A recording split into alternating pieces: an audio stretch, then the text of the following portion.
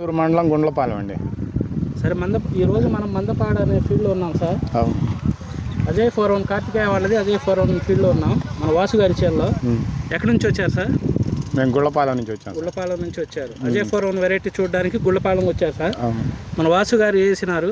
ఒకసారి కనుగొండి వాళ్ళ మాటలో. ఎలా ఉంది సార్? ఎలా ఉందండి? మాకు వెరైటీ నెంబర్ 1 ఉందండి. నేను 5 సంవత్సరాలు చేస్తున్నాను. 5 సంవత్సరాల నుంచి దిగుబడి కానీ బాగుంటది. నల్లి కొంచెం మనకి నల్లి అటాక్ తక్కువ ఉంటుంది దీనికి. అన్ని విత్తనాల మీద కూడా తెగుళ్ళు కానీ తెల్లదాం కంట్రోల్ చేసుకుంటే మనకి బొబ్బరు వచ్చిద్దిలే కానీ లైట్ కాదు బొబ్బరు కూడా వచ్చింది కానీ జాగ్రత్త కొట్టుకోవాలి మనం. తెల్లదామకి తామర పురుగుకి నీట్ గా కొట్టుకుంటే తామర పురుగు దీని మీద తక్కువ ఉంటది అటాక్. తామర పురుగు అటాక్ తక్కువ ఉంటది. అన్ని విత్తనాల కంటే కూడా ఫాస్ట్ తక్కువ ఉంటది. అది బాగుంటది, వేసుకోవచ్చు. అసలు మేము ఒరిజినల్ 341 ఆపి చేస్తున్నాం. దగ్గర నేను మా ఊర్లో 15 కిలోలు దాకా ఇప్పించా. 15 కిలోలు వాళ్ళకి కిలో కాడ నుంచి నేను 10 ఎకరాలు వేసేది. మీరు ఎన్ని సంవత్సరాల నుంచి చేస్తున్నారు వాసు గారు? 5 సంవత్సరాల నుంచి చేస్తాను. 5 సంవత్సరాల నుంచి అజయ్ 41 వేస్తాను. అజయ్ 41 5 సంవత్సరాల నుంచి ఇది వేయటం మొదలు పెట్టిన తర్వాత దీన్ని పెంచుకుంటూ వచ్చా విత్తనాన్ని. సంవత్సరానికి విత్తనం 2 ఎకరాల కాడికి ఎక్స్ట్రా పెంచుకుంటూ వచ్చా. సంవత్సరం ఎక్కువ వేసుకుంటా వస్తున్నారు. అజయ్ 41 నెకరం చేసాం లాస్ట్ కి. ఇంక వేరే విత్తనాలు ఎంతమంది చెప్పినా ఇంక నేను దాని జోలికి పోను.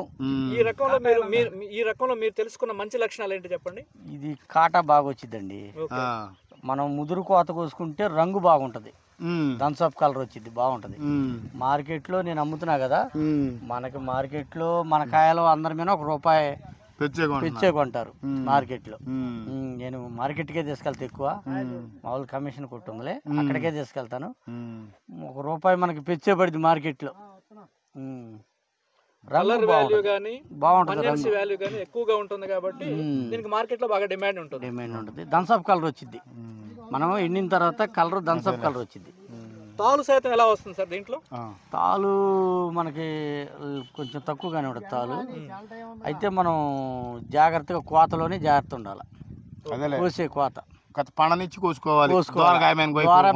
కోస్తే మటుకి తాలుగా రాదు కానీ లైట్ తగ్గిద్ది, కలర్ తగ్గిద్ది. కాబట్టి ఈ విత్తనానికి ఏంటంటే మనం కొంచెం ముదురుగా కోత కోసుకోవాలి. ముదురు కోత కోసుకోవాలి మనం, అది మెయిన్. బలం అంటే మనం ఇప్పుడు పెద్దగా ఏం పెట్టాల, తక్కువ. సుమారు మనం 12 కాడకి పెట్టాము. ఇప్పుడు 12 కాడకి పెట్టాము. ఇంకా పెద్దగా బలం కట్టలేం పెట్టాం. ఏదన్నా ఉంటే 2-3 మించి కాదు. అయితే